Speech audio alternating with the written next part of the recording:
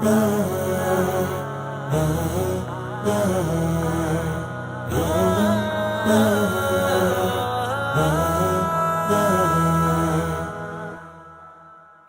حمد اللہ وحدہ لا شریک کے لیے جو ہمارا خالق و مالک ہے.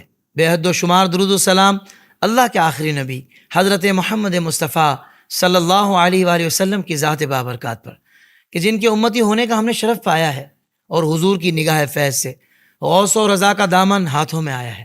ناظرین کرام، السلام علیکم ورحمۃ اللہ وبرکاتہ. میں ہوں آپ کا میزبان حافظ محمد طاہر قادری اور آپ دیکھ رہے ہیں اسلامک ڈیجیٹل اسٹوڈیو کے پلیٹ فارم سے ہمارا انتہائی خوبصورت programme Tahir Qadri podcast.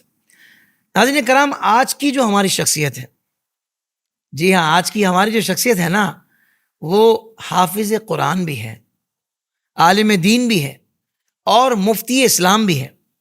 ناظرین کرام، خطیب ایسے کہ محفلوں میں جب آپ خطاب فرماتے ہیں تو آپ کے لہجے کی سچائی بات کو لوگوں کے دلوں میں اتار دیتی ہے. جب آپ محبت مصطفیٰ صلی اللہ علیہ وآلہ وسلم کی بات کرتے ہیں تو لوگوں کو نبی پاک صلی اللہ علیہ وآلہ وسلم کا دیوانہ بنا دیتے ہیں. اور جب اسلامی مقدسات پر حملے ہوتے ہیں تو آپ کی صدائے حق سے باطل کے ایوان کانپ اٹھتے ہیں. ناظرین کرام، آپ کی ہماری محبوب شخصیت ترجمان فکر رضا حضرت علامہ مولانا مفتی سلمان احمد القادری الازہری صاحب، السلام علیکم ورحمۃ اللہ وبرکاتہ. وعلیکم السلام ورحمۃ اللہ تعالی وبرکاتہ. مفتی صاحب، کیسے مزاج ہے آپ کے؟ ٹھیک ہیں جی الحمدللہ، اللہ کا فضل و کرم احسان ہے، آپ تمامی حضرات کی دعائیں. ماشاءاللہ. میرے لیے تو مفتی صاحب یہ بہت خوبصورت موقع ہے کہ آپ کے ساتھ بیٹھ کر سوالات کرنے کا موقع مل رہا ہے.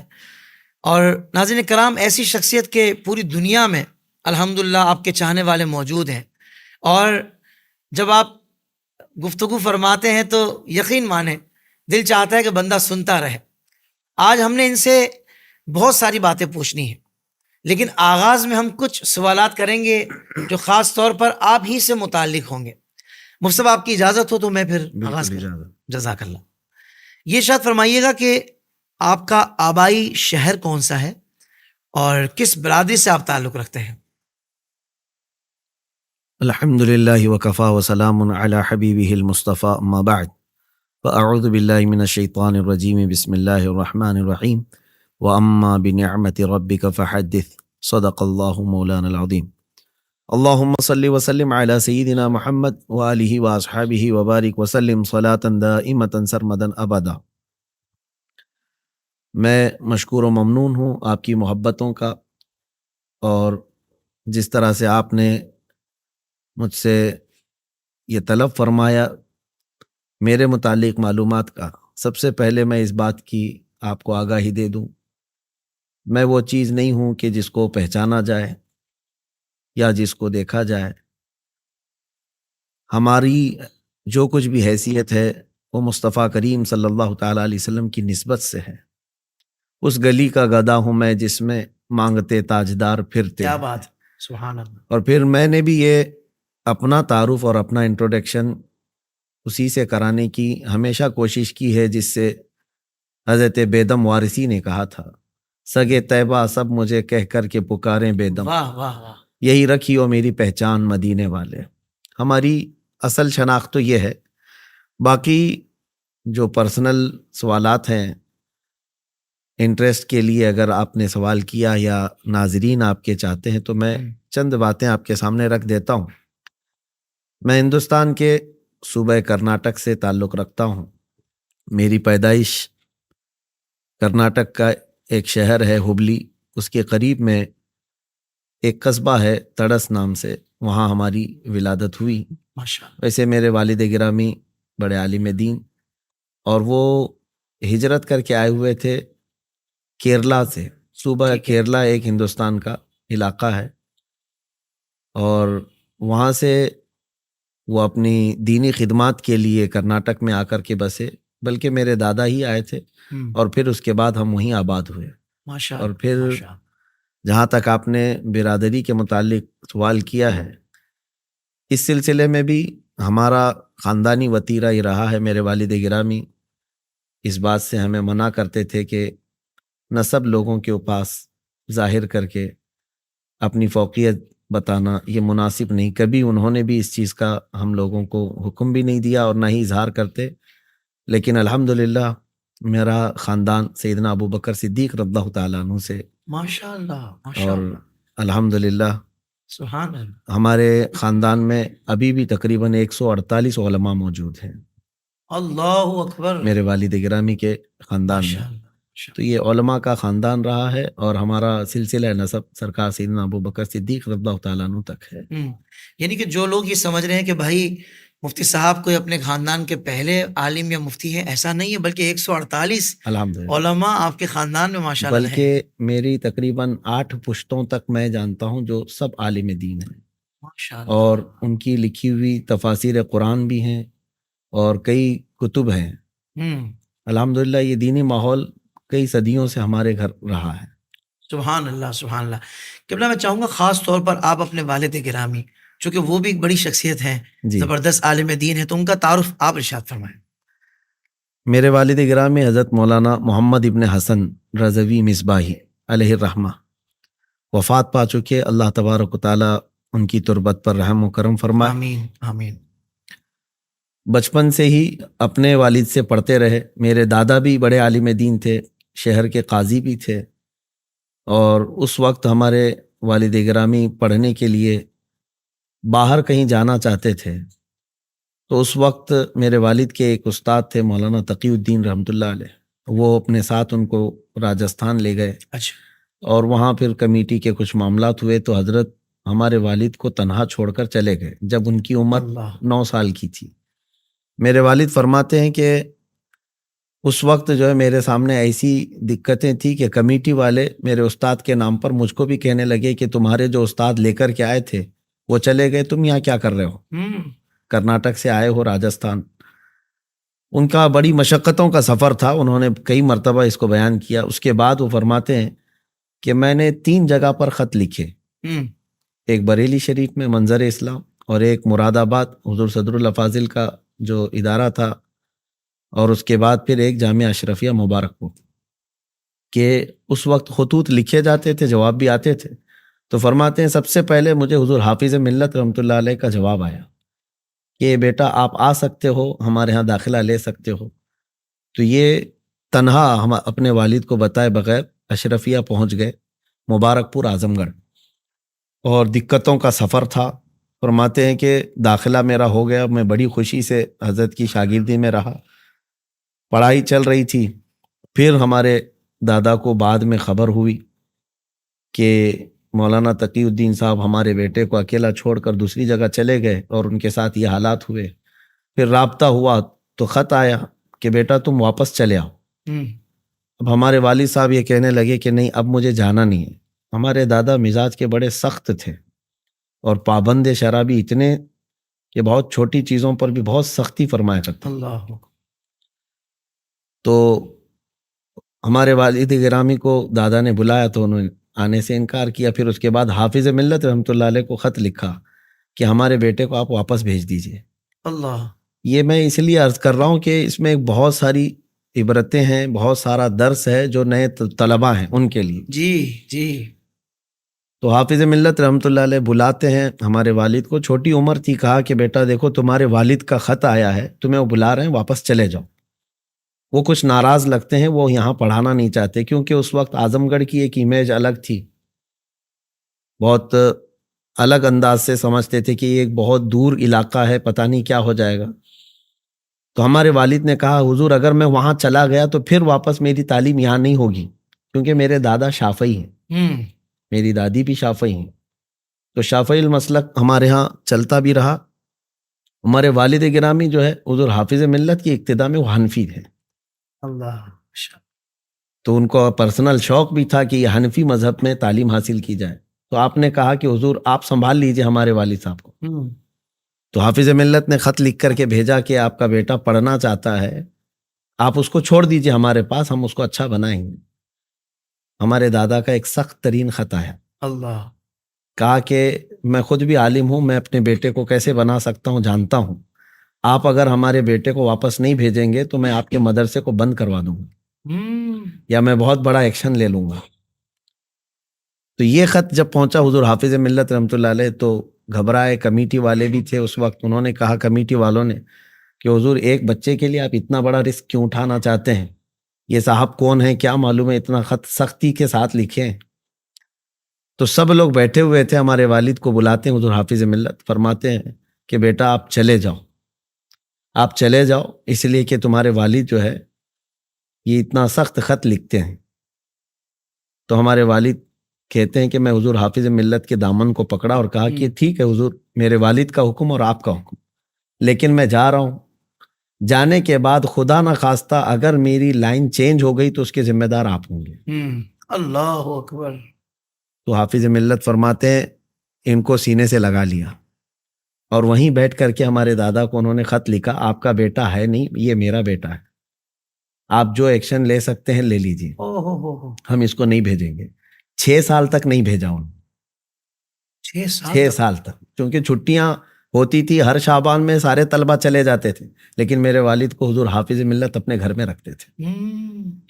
ایسی شفقتیں تھیں, ایسی شفقتیں تھیں, محبتیں تھیں. لیکن اس کے بعد ہمارے دادا کو جب یہ خط آیا تو وہ مسکرا کر کے رکھ دیے.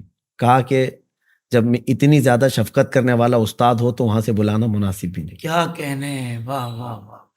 تو اس کے بعد پھر ان کی تعلیم تقریباً وہیں جامعہ اشرفیہ مبارک پور میں مکمل ہوئی اور وہیں پر حضور حافظ ملت رحمۃ اللہ تعالیٰ علیہ کے بہت ساری چیزیں وہ ہمیں نقل کیا کرتے تھے. پھر سرکار مفتی اعظم ہند رضی اللہ تعالیٰ عنہ سے بیعت بھی لیا اور کچھ اجازتیں بھی لی, اور اس کے بعد پھر واپس اپنے وطن آئے. اور ہمارے علاقے کے, یعنی یوں سمجھ لیں کہ جنوب ہند کا جو علاقہ ہے وہاں کے پہلے مصباحی عالم دین تھے میرے. صحیح. اور اس کے بعد پھر انہوں نے بہت ساری تفصیلات ہیں, میں ساری چیزیں اسی میں گزر جائیں گی. صحیح. وہ پھر وہاں سے مصر جانا چاہتے تھے جامعہ ازہر. ہمارے علاقے کے ایک بزرگ ہیں حضرت مقبول احمد شاہ کشمیری رحمۃ اللہ علیہ. ہمارے دادی جو ہے ہمیشہ بزرگوں کا احترام کرتی, وہ بہت بڑی عالمہ تھیں شافعی المسلک کی. ماشاء اللہ. انہوں نے ہمارے والد سے کہا کہ جانا ہے تو پہلے اس بزرگ سے اجازت لے لو. اس بزرگ کا حال یہ ہوتا تھا کہ وہ جذب میں رہتے کبھی, اور ہمارے علاقے کی سنیت کے لیے بہت بڑا کردار ہے حضرت پیر مقبول احمد شاہ کشمیری رحمۃ اللہ علیہ کا.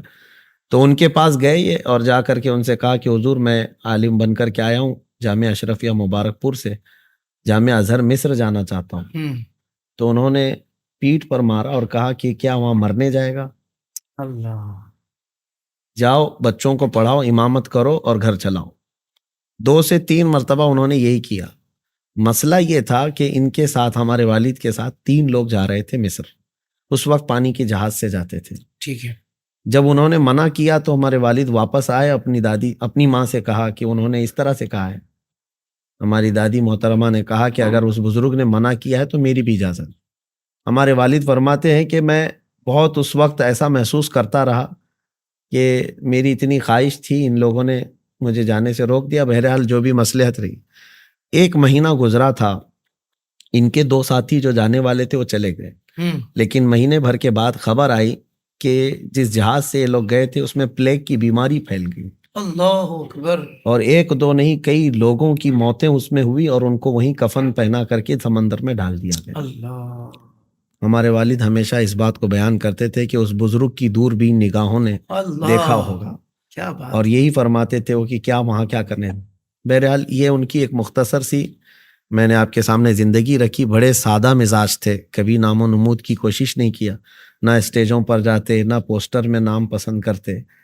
اور سرکار مفتی اعظم ہند رضی اللہ تعالیٰ عنہ کے بڑے عاشق تھے, اور زندگی پر الحمدللہ ایسے عمل کیا. ہم لوگوں کے لیے بھی بڑی سختی کے ساتھ نمازوں کی پابندی گھر میں, کہ اگر عورتوں میں سے اگر کوئی فجر کی نماز میں نہ اٹھے تو ہمارے گھر میں کھانا بنانے کی اس کو اجازت بھی نہیں دی جاتی. اللہ اکبر. یہ الحمدللہ انہوں نے پابندی بہت مینٹین کیا, اور آخری وقت تک جہاں تک میرے علم میں ہے ان کی بہت الحمدللہ. اب کیا میں آپ کے سامنے بیان کروں کہ رمضان المبارکہ میں ہر 3 دن پر ختم قرآن کرتے تھے. اچھا. اور پھر 17ویں رمضان آتی تو صبح بیٹھ کر کے رات تک پورا 1 ختم کر دیتے تھے.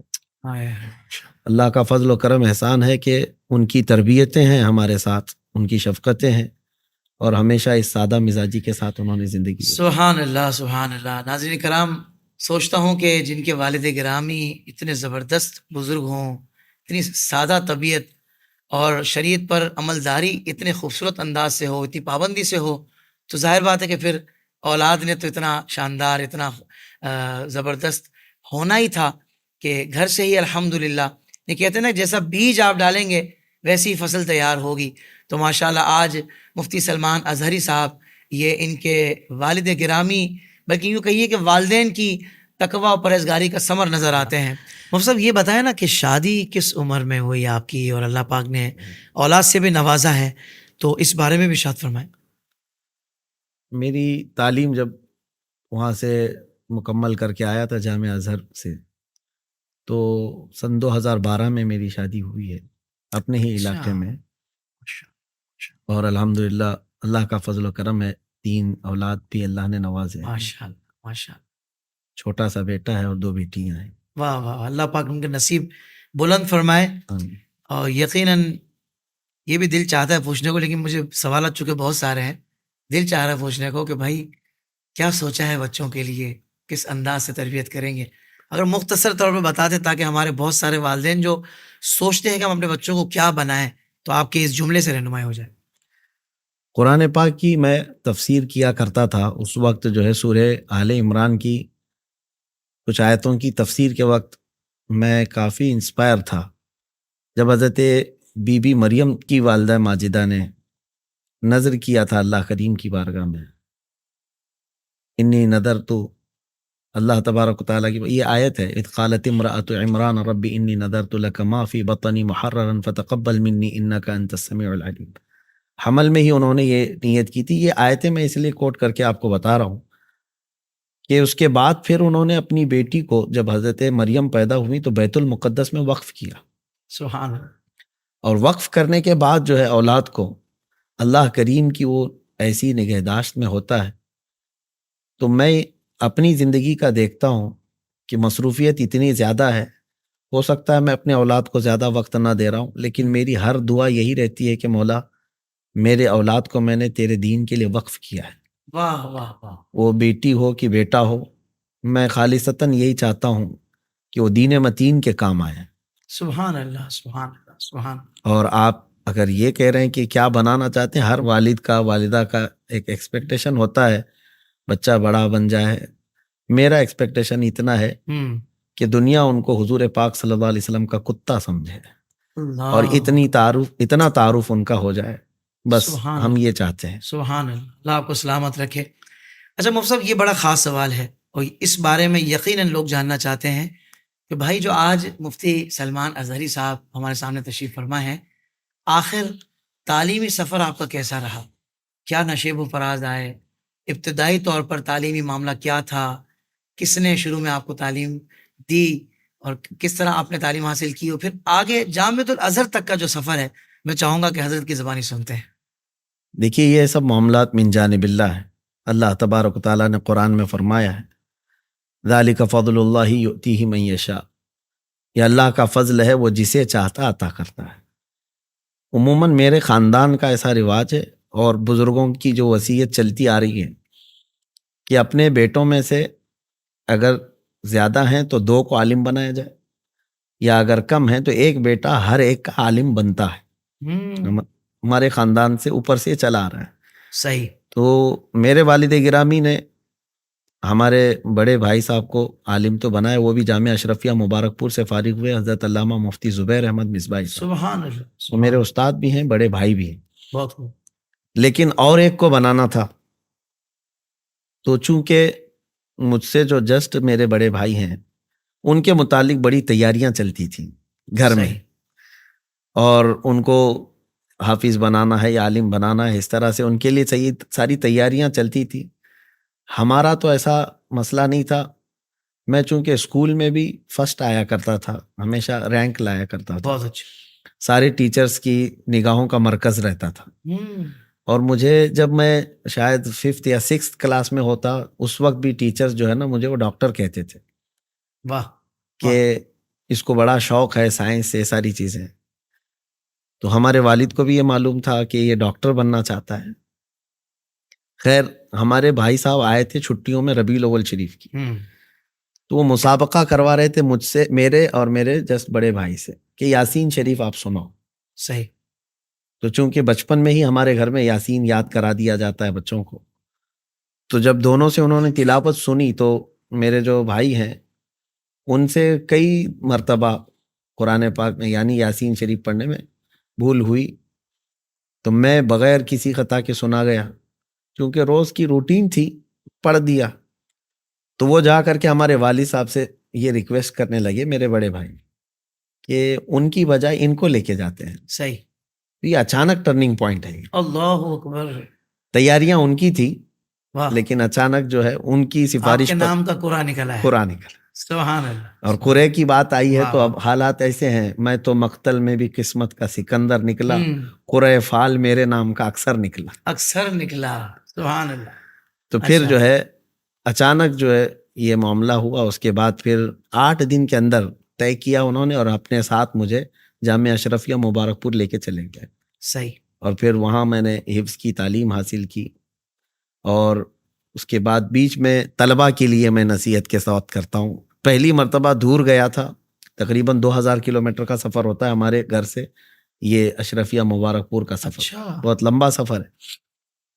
چند دنوں کے بعد گھبراہٹ, والدین کی یاد اور یہ ساری چیزیں, واپس آئے تو پھر اسکول کے ساتھیوں نے اور ٹیچرز نے پھر وہ دماغ میں ڈالنی شروع کی. 6 مہینے کی چھٹی کے بعد آیا تھا کہ تم تو ڈاکٹر بننے والے تھے, یہ اچانک کہاں چلے گئے مدرسے میں.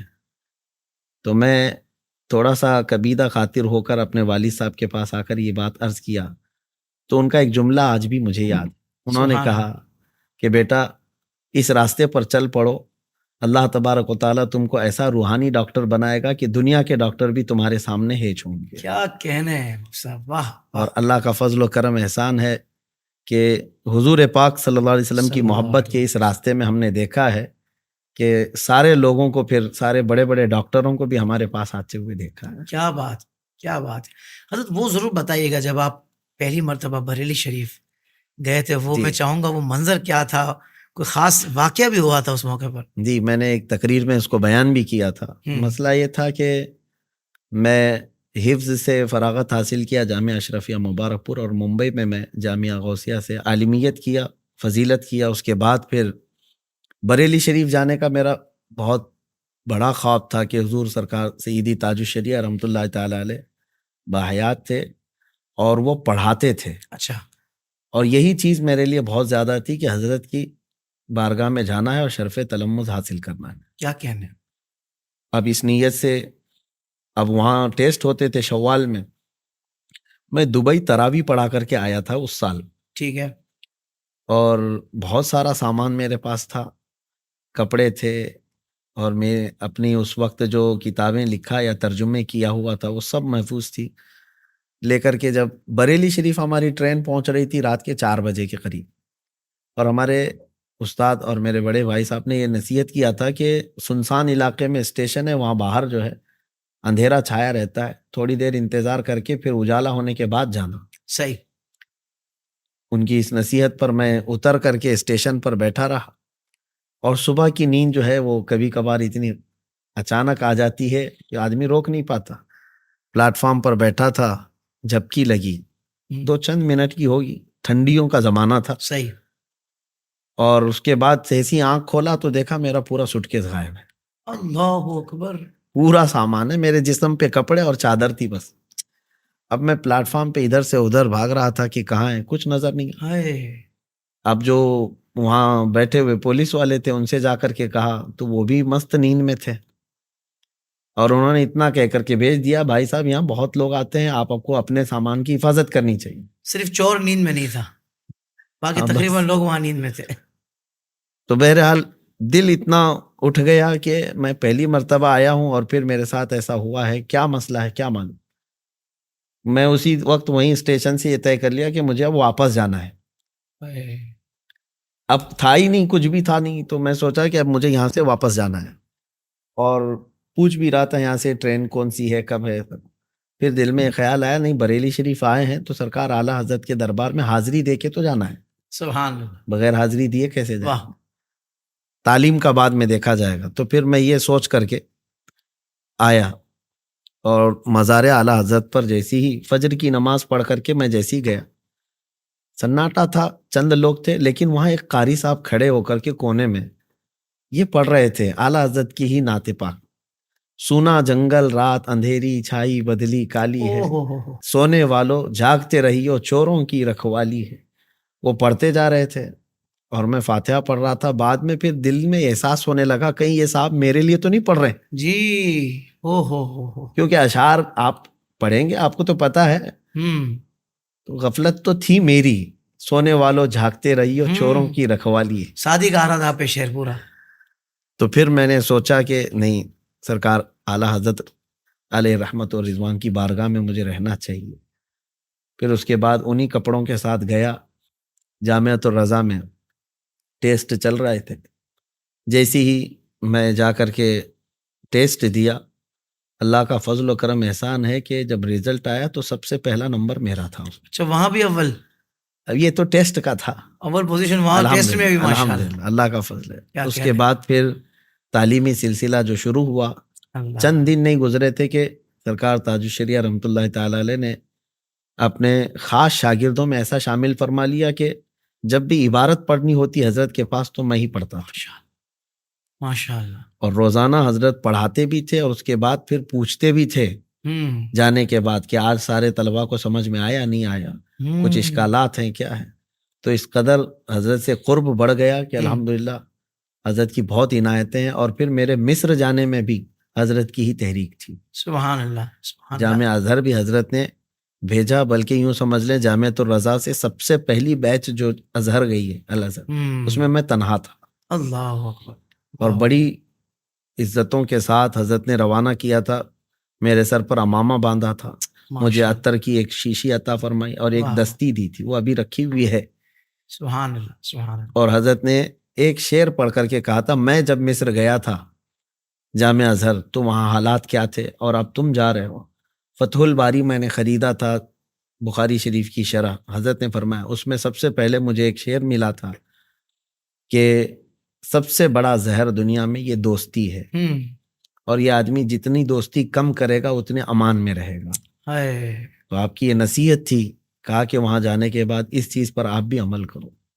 یہ ہے ہمارا بریلی سے ازہر تک کا سفر. سبحان اللہ، سبحان اللہ. ماشاء اللہ حضرت، مجھے تو بہت لطف آیا آپ کی یہ باتیں سن کر.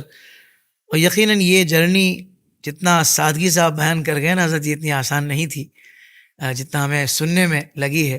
یقیناً بہت سارے نشیب و فراز اس میں آئے ہوں گے. ایک بات میں یہاں ضرور کہنا چاہوں گا کہ دیکھیں، جامعۃ الرضا میں پڑھنے سے پہلے ایک آزمائشی مرحلہ ان کے پاس آیا، ان کے اوپر آیا، مفتی صاحب کے اوپر. مگر دیکھیں کہ عام طور پر ایسا کوئی آزمائشی مرحلہ آتا ہے نا تو ہم واقعتاً بیک ہو جاتے ہیں. کیوں؟ کیونکہ شیطان پورا زور لگاتا ہے کہ بھائی اگر یہ پڑھ گیا اور اس انداز سے پڑھ گیا کہ جس انداز سے اب یہ پڑھنے جا رہے ہیں تو ہو سکتا ہے کہ یہ میرے لیے بڑا خطرناک ہو، کیونکہ شیطان تو ظاہر بات ہے کھلا دشمن ہے.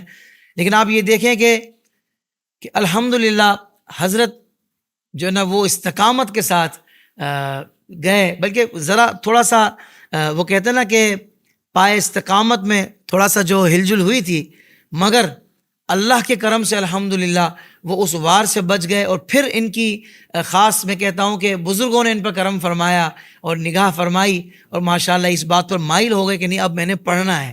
اور ٹیسٹ دیا تو اول پوزیشن آئی. تو یہاں سے جو ہمارے طلباء احباب ہیں، حضرات ہیں، وہ یہ غور کریں کہ بھائی اگر اس طرح کا کوئی مرحلہ آ جائے تو ہم نے دین کی پڑھائی سے، علم دین کے حصول سے بیک نہیں ہونا. ہم نے حالات کا سامنا کرنا ہے اور انشاءاللہ پڑھ کے رہنا ہے. اللہ تعالی ہمیں بھی توفیق عطا فرمائے. حضرت دیکھیں، مجھے جہاں تک میری نالج ہے وہ یہ ہے کہ آپ خطابت پہ بھی اتنا آسانی سے نہیں آئے. آپ کو بڑا جو ہے نا وہ بائی فورس لایا گیا ہے. آپ کہتے تھے نہیں بھائی میں دیگر محافل میں تقریر کے لیے میں نہیں جاؤں گا، اور جو ہے نا میری دیگر معاملات سے توجہ ہٹ جائے گی، تدریس کا جو سلسلہ ہے. تو یہ ارشاد فرمائیے کہ حضرت آپ کس طرح آخر مائل ہوئے خطابت پر پبلکلی.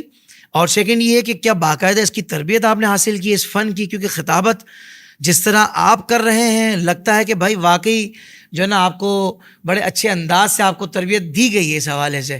تو میں چاہوں گا یہ ضرور بتائیں کہ تربیت کیا آپ نے حاصل کی ہے اور خطابت میں آپ کی انسپریشن کون ہے؟ پہلی بات تو میں آپ کو یہ بتا دوں کہ خطابت تو نہ کوئی میرا یہ پروفیشن ہے اور نہ ہی یہ کوئی کمرشل ذریعہ ہے. اور جہاں تک آپ کہہ رہے ہیں کہ اس طرح سے آپ خطابت کے میدان میں لائے گئے، یا سیدھی سی بات یہ ہے کہ میں اس وقت خطابت کے لیے کھڑا ہوا جب ہماری داڑھی مونچھ بھی نہیں آئی تھی. اللہ. یعنی پہلی جماعت میں تھا، اعدادیہ میں. اچھا. اور شاید اپنی لکھی ہوئی ادھر ادھر سے نکالی ہوئی اساتذہ اکرام کی بڑی محنتیں تھیں. تو انہوں نے جس طرح سے ہمیں جو دارالعلوم کی بزم ہوا کرتی تھی اس میں کھڑا کیا، اور اس کے بعد پھر دھیرے دھیرے وہ اچھا نکھار آتا ہی چلا گیا. اور جب ابھی میری چھوٹی عمر تھی تبھی جو ہے مجھے محافل میں لے جایا گیا، اسٹیجوں پر کھڑا کیا گیا. تو یوں سمجھ لیں کہ تقریباً میں 14 سال کی عمر میں 13 سال کی عمر سے تقریر کر رہا تھا، جبکہ صحیح. چھوٹی سی عمر ہوتی ہے. بہت بڑی بات.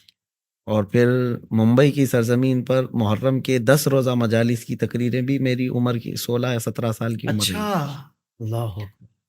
اور کرتا رہا اور آج تک جو ہے ایسی کوئی باضابطہ ٹریننگ نہیں لیا اور نہ ہی کوئی اس طرح کی تربیت ہوئی ہے. بس اتنی بات ہے کہ آج بھی جو بولتا ہوں، جو مجھ پر بیتتی ہے یا دل میں جو آتی ہیں، یہی چیزیں سامنے رکھتا ہوں. سبحان اللہ. باضابطہ پہلے سے کوئی پلاننگ نہیں کرتا.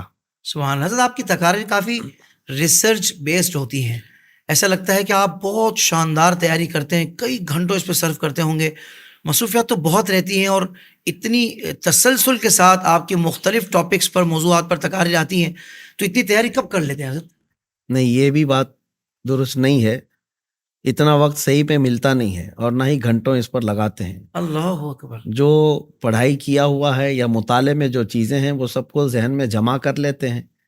اور کئی مرتبہ ایسا ہوا ہے کہ جمعہ وغیرہ میں مائک پر جانے تک کا بھی موضوع کا خیال نہیں ہوتا. قرآن پاک کی آیت پڑھی اور اس کے بعد پھر اس پر گفتگو کرتے رہے. لیکن ایک چیز کا التزام میں رکھتا ہوں ہمیشہ کہ موضوع سے نہ ہٹا جائے، اس پر فوکس کیا جائے. یہی لوگوں کے لیے بہت اچھا بھی ہوتا ہے اور اٹریکٹیو بھی اسی چیز پر ہوتے ہیں. تو اس چیز کا میں ہمیشہ خیال رکھتا ہوں کہ موضوع سے نہ ہٹا جائے. اور باقی اس کے سلسلے میں مواد جو کچھ بھی ہمارے مطالعے میں رہتا ہے اسی کو استعمال کرتے ہیں. باقی تقریر کے لیے یا خطابت کے لیے کوئی باضابطہ تیاریاں اس طرح سے نہیں. اللہ اکبر. ویسے حضرت آپ نے ایک بات کہی کہ مائک پر جانے تک نہیں پتہ ہوتا کہ بھائی کیا گفتگو کرنی ہے. ویسے بعض خطبہ کا تو پتہ لگ جاتا ہے کہ واقعی تیاری سے نہیں آئے جب وہ بغیر تیاری کے آ جاتے ہیں. لیکن آپ نے جو بات کہی ہے وہ میرا دل تو نہیں مان رہا، کیونکہ جو شاندار آپ گفتگو فرماتے ہیں اور جتنی کمال کی گفتگو فرماتے ہیں کوئی بھی یہ بات نہیں مانے گا. لیکن وہی والی بات ہے نا کہ جن پر کرم ہوتا ہے نا، اللہ اکبر. اور پھر وہی والی بات ہے کہ ساری زندگی پڑھا ہے، پڑھایا ہے الحمدللہ. اور کتنی کم عمری سے ہی آپ نے خطاب کرنا شروع کر دیے اور باضابطہ طور پر ماشاءاللہ محرم کے 10 دنوں تک خطاب کا سلسلہ رہا. ویسے حضرت آپ جو خطاب کرتے ہیں واقعی لگتا ہے کہ بہت زیادہ محنت کر کے ہی اور بہت وقت لگا کر ہی آپ تیار کر کے آتے ہوں گے. بہرحال اس کے باوجود بھی جو آپ نے بات ارشاد فرمائی ہے، کمال کمال. اللہ تعالیٰ آپ کے یہ چیز جو ہے میں اپنی تعریف کے لیے نہیں کہہ رہا ہوں اور نہ ہی اس میں میری کوئی اپنی فضیلت ہے کہ اس طرح کی بات میں آپ کے سامنے رکھ رہا ہوں. کثیر مصروفیات کی وجہ سے وقت کی قلت بہت زیادہ ہے. اور دوسری بات یہ بھی میں آپ کو بتا دوں، شروع میں ہی میں نے کہا کہ خطابت میرا پیشہ نہیں ہے. واہ. اور نہ ہی میں کوئی پیشہ ور مقرر ہوں. آج بھی میں اکثر یہ کہا کرتا ہوں کہ میں وہ جلسے جلوس والا یا پروگراموں والا خطیب نہیں تھا، لیکن بزرگوں کی حکم سے، ان کے حکم سے میں اس میدان میں اتر آیا. ورنہ میں درس و تدریس کا زیادہ شائق ہوں. اور مسجد میں بیٹھ کر کے تفسیر قرآن کرنا یا پھر لوگوں کو نجی محفل میں ٹرین کرنا یہ میں زیادہ پسند کرتا تھا. سبحان اللہ. لیکن اب اللہ تبارک تعالیٰ کی مرضی اور وہ جس کام کے لیے ہم سب کو منتخب فرمائے اس پر راضی برضا ہے. سبحان اللہ. حضرت ایک خوبصورت بات شیئر کروں آپ سے کہ پہلی مرتبہ مجھے جو آپ کو سننے کا شرف ملا تھا وہ میرے والد گرامی نے کہا کہ بیٹا ان کو سنا ہے آپ نے؟ تو میں نے کہا نہیں. بولا ان کو سنیں, آپ کی طبیعت خوش ہو جائے گی. تو میرے والدین الحمدللہ بہت شوق سے حضرت آپ کے خطابات سنتے ہیں, تو ان کے لیے بھی دعا کر دیجیے گا, اللہ تعالیٰ ان کو اللہ صحت و تبارک عافیت تعالیٰ اور لمبی زندگی عافیت عطا فرمائے. آمین.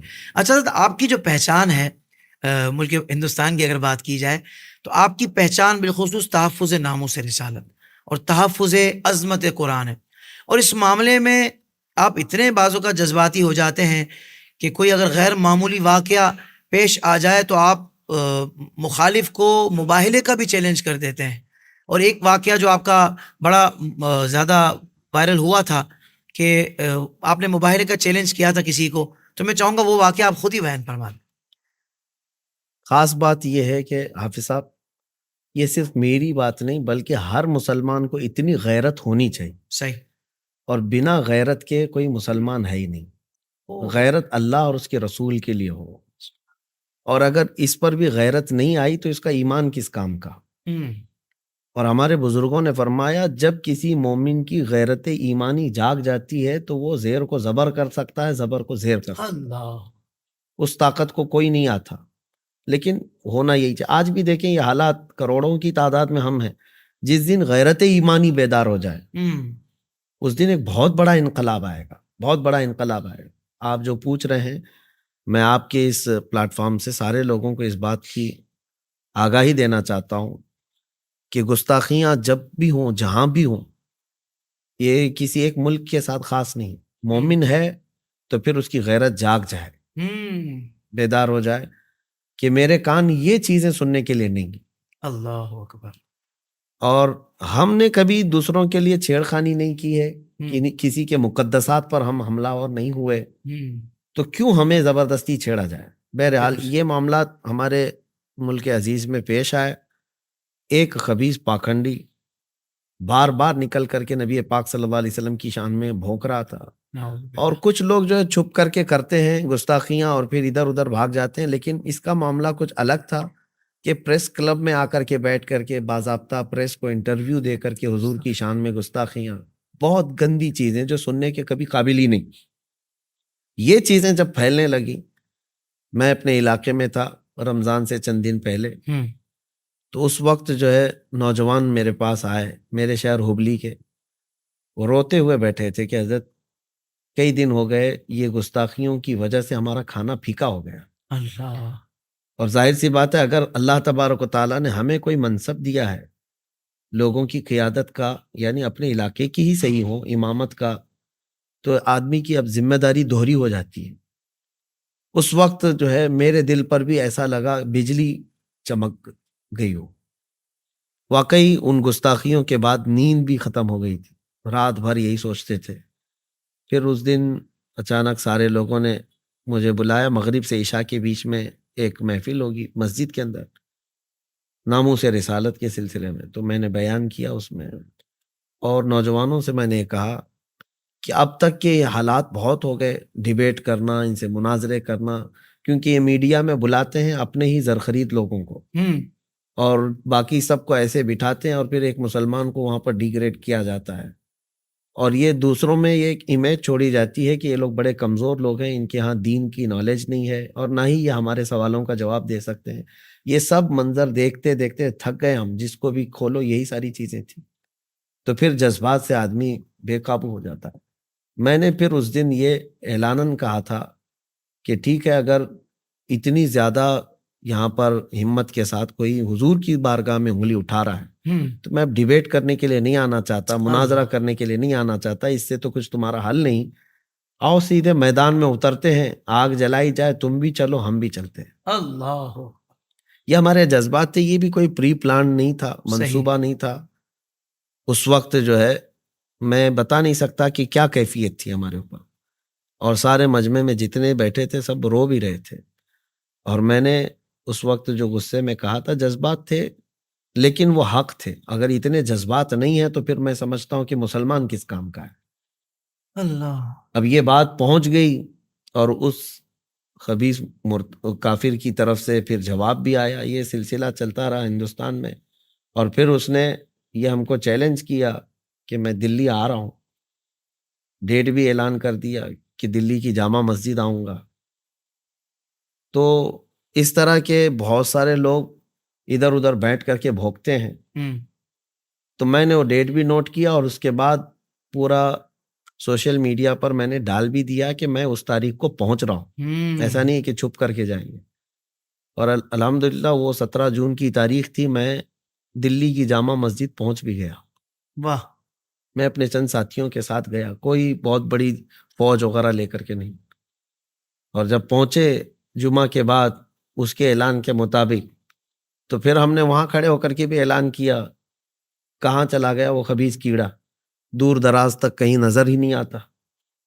بلکہ ہم نے کہا کہ حضور پاک صلی اللہ علیہ وسلم کی عظمت کے لیے تم کیا تمہاری 7 نسلوں تک اس چیز کے لیے کھڑے نہیں ہو سکتے اللہ. کہ میرے آقا صلی اللہ تعالیٰ علیہ وسلم کی عزت کی طرف انگلی اٹھاؤ. وہ کہتا تھا کہ میں حقیقت بتاؤں گا, سچائی بتاؤں گا, نہیں آ سکا. تو یہ معاملات جو ہوئے تھے, میں یہ بتانا چاہتا ہوں کہ ہمیشہ اس بات کا ہمارے نوجوانوں کو بھی خیال رکھنا چاہیے کہ میرا دین سچا ہے. میرے نبی پاک صلی اللہ تعالیٰ علیہ وسلم کے اخلاق سب سے عالی ہیں. سبحان اللہ. تو پھر خوف کس بات کا, ڈر کس بات کا؟ خوف نہ رکھ رضا ذرا, تو ہے عبد مصطفیٰ, تیرے لیے امان ہے, تیرے لیے امان ہے. اللہ. تھریٹس ملی ہوں گی آپ کو, اس پر دھمکیاں ملی ہوں گی؟ یہ ساری چیزیں تو چلتی رہیں, بلکہ ہمارے اوپر کافی ایپیسوڈ بھی بنائے گئے. اچھا. ہم کو یہ کہا بھی گیا کہ یہ ہندوستان کا سب سے بڑا آتنکوادی کھلے عام گھوم رہا ہے, فلاں ہے. چینلز میں کہے جا رہے تھے. ہمیں اس کی پرواہ نہیں, کیونکہ ہم کسی سے اپنے دین کی, اپنے ایمان کی اور اپنے سچے ہونے کی سرٹیفکیٹ لینا نہیں چاہتے. میرا رب راضی ہے, رسول راضی ہے, کافی ہے. سبحان اللہ. تو حضرت بالخصوص ہندوستان کی اگر بات کی جائے تو شاعر اسلام کے تحفظ کے لیے, یعنی شاعر اسلام کے تحفظ کو یقینی بنانے کے لیے ایک مسلمان کی کیا ذمہ داری ہے, انفرادی طور پر بھی اور اجتماعی طور پر بھی؟ میں چاہتا ہوں کہ ضرور اس پر کلام فرمائیں. دیکھیں, صرف ہمارے اس ہندوستان کی ہی خصوصیت نہیں, پورے عالم اسلام کی بات میں کر رہا ہوں. بالکل ٹھیک.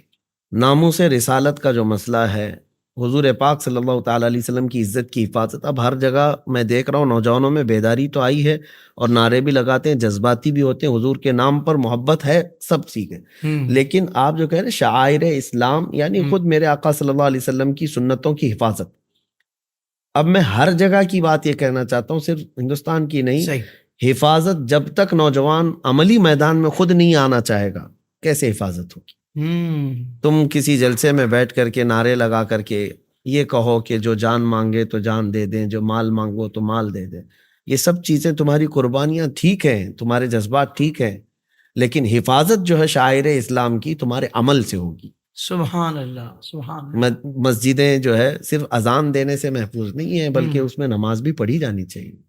پریکٹیکل ہونا پڑے گا. پریکٹیکل ہونا پڑے گا. آپ حضور کی عزت کی بات کرتے ہیں, نوجوانوں سے میں کہتا ہوں پھر حضور کے اخلاق کیوں نہیں اپنا لیتے؟ اللہ. حضور کی سنتوں پر کیوں نہیں آتے؟ کیا خوبصورت بات ہے, کیا خوبصورت بات.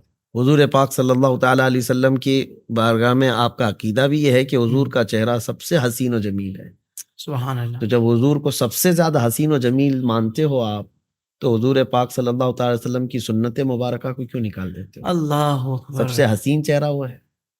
یعنی مخالف حضرت یہ دیکھ رہے ہیں کہ سامنے کی طرف صرف دعوے ہیں, عمل نظر نہیں آتا. یہی وجہ ہے, ہماری کمزوری یہی ہے. اور پھر ہمارے درمیان یہ باضابطہ پلاننگ کے ساتھ کیا گیا ہے, برسوں اس پر محنت کی ہے مخالفین اسلام نے, کہ اسلامی نوجوانوں کو توڑنے کے لیے ان کو عیاشیاں دے دی جائیں. ہم دیکھ رہے ہیں عرب ملکوں میں تو ایسا ہو چکا ہے.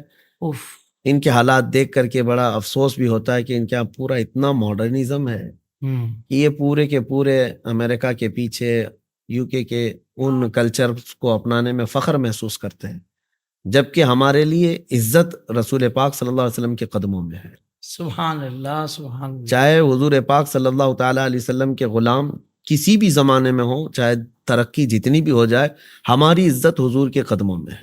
سبحان اللہ. سبحان اللہ. یہی ہمارے اسلاف نے, ہمارے اکابرین نے ہم کو تعلیم بھی دی ہے. صحابہ بھی اسی بات میں عزت ڈھونڈتے تھے. حضرت عمر کا یہ فرمان کہ مجھے میرے باپ کے نام سے لوگ نہیں پہچانتے, میں خطاب کا بیٹا ہوں جس کو بچپن میں 2 بکریاں سنبھالنی نہیں آتی, لیکن آج 36 لاکھ اسکوائر کلومیٹر پر تنہا عمر کی نگرانی ہے. اس لیے نہیں کہ خطاب کا بیٹا عمر ہے, اس لیے کہ محمد عربی صلی اللہ علیہ وسلم کا غلام عمر ہے. اللہ اکبر. سبحان اللہ. تو یہ ہماری جو زندگیاں ہیں اگر حضور پاک کے نقش قدم پر نہیں آئیں گی، اور پھر آپ کتنے بھی نعرے لگاؤ، اس سے کیا حاصل ہے؟ تو مطلب یہ ہوا حضرت کہ ساری دنیا میں جہاں بھی لوگ اسلامی شاعر کا تحفظ چاہتے ہیں تو سب سے پہلے وہ اپنے گریبان میں دیکھیں، اپنی ذات کو دیکھیں، اور یہ غور کریں کہ وہ کتنا حضور کی سنتوں پر عمل کرنے والے ہیں، بالکل حضور کی سیرت طیبہ کے مطابق اپنی زندگی گزار رہے ہیں، بالکل یعنی پریکٹسنگ مسلم بننا ہوگا۔ بالکل اس کے بننا۔ بعد ہی آپ یوں سمجھ لیں کہ ان کو پہلا جواب تو یہ دیا جائے۔ ایسا ہی ہے؟ آئیڈینٹی جو ہے اپنی جی۔ برقرار رکھنی بہت ضروری ہے۔ واہ واہ۔ ہماری شناخت کو غیروں نے چھین لیا، ہوں، اب نوجوانوں کی پہچان بھی ختم کر دی گئی ہے۔ اپنی آئیڈینٹی برقرار رکھو حضور پاک صلی اللہ تعالیٰ علیہ وسلم کی سنتوں کے ساتھ، یہ ایک بہت بڑے ناموس رسالت کی حفاظت کا کردار ہوگا، سبحان اللہ، اور شاعر اسلام اس سے محفوظ ہوں گے۔ سبحان اللہ۔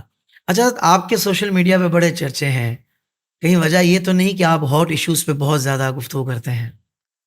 دیکھیے حافظ صاحب، ہاٹ ایشوز پہ گفتگو کرنا ہی چاہیے، صحیح۔ اس سے گھبرا کر، اس سے ڈر کر کے بھاگنے کا کوئی مطلب نہیں ہے۔ ہاٹ ایشوز کا مطلب یہ ہے کہ اگر ہم کو کوئی اکسا رہا ہے اور چھیڑ رہا ہے اور اس پر اگر ہم گفتگو نہ کریں تو اتنے بزدل تو نہیں ہے، ایمان ہے، حضور پاک صلی اللہ علیہ وسلم سے بے انتہا محبت کرتے ہیں، تو ان مسائل کو ٹچ کرنے میں کیا حرج ہے؟ تو صرف سلمان اظہری کیوں، یا آپ کی آواز زیادہ پہنچ جاتی ہے، یوں کہہ سکتے ہیں؟ مسئلہ یہ نہیں ہے سلمان اظہری ایک ہی ہے، سارے علماء اپنے اپنے تئیں کام کرتے ہیں، کچھ جو ہے اس میں کوئی شک نہیں ہے۔ اپنے مساجد میں، کسی کے حلقے ہیں، مشائخ میں کسی کو بھی بلیم نہیں کرتا، سب کے کام کا انداز الگ ہے، صحیح۔ اور کسی کا کام لوگوں کے سامنے پہنچ جاتا ہے۔